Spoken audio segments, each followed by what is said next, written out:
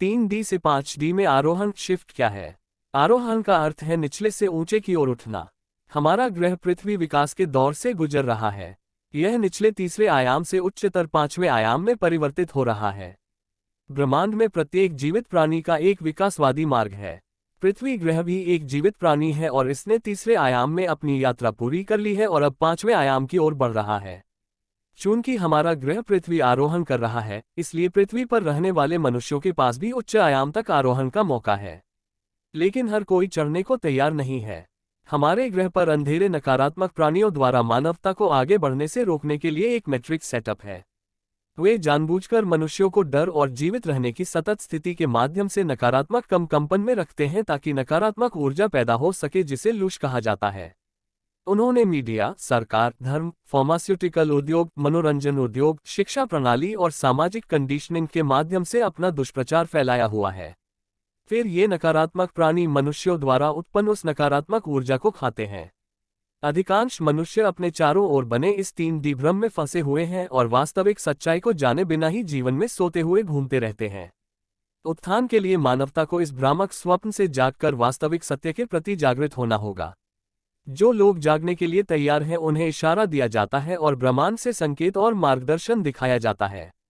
कुछ लोग संकेतों को पहचान लेंगे और जाग जाएंगे, जबकि कुछ संकेतों को अनदेखा कर देंगे और सोते रहेंगे।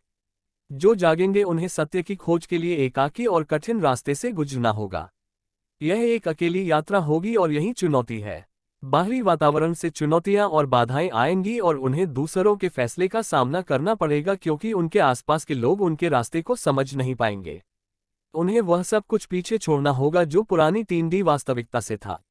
उन्हें प्रामाणिक होना होगा और उन लोगों, स्थानों और चीजों को छोड़ना होगा जो अब उनके साथ मेल नहीं खाते हैं।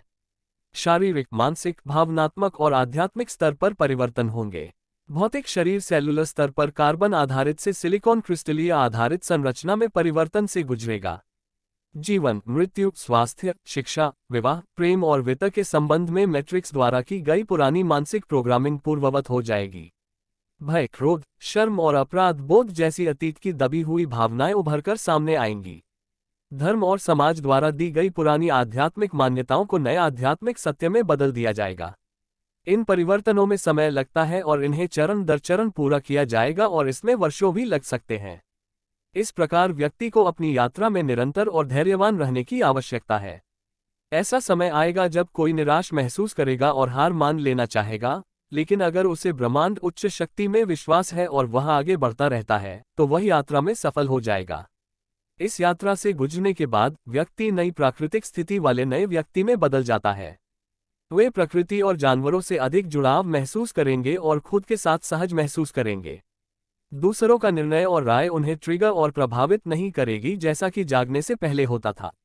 कोई दूसरों को खुश करने की आवश्यकता के बिना दिल से एक प्रामाणिक जीवन जिएगा। वे अब सामाजिक मानदंडों का पालन नहीं करेंगे और अपनी शर्तों पर जीवन जिएंगे।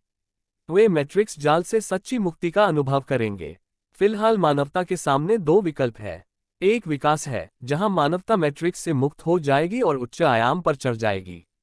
दूसरा है हस्तांतरण या ट्रांसह्यूमनिज्म, वह रास्ता जिस पर अंधेरे नकारात्मक प्राणी मानवता को ले जाना चाहते हैं, जहां मनुष्य कृत्रिम बुद्धि के साथ विलीन हो जाएंगे और हमेशा के लिए मैट्रिक्स में फंस जाएंगे। उन्होंने महामारी के दौरान सुई देकर यह कदम पहले ही शुरू कर दिया है, जिसमें नैनो रोबोट थे।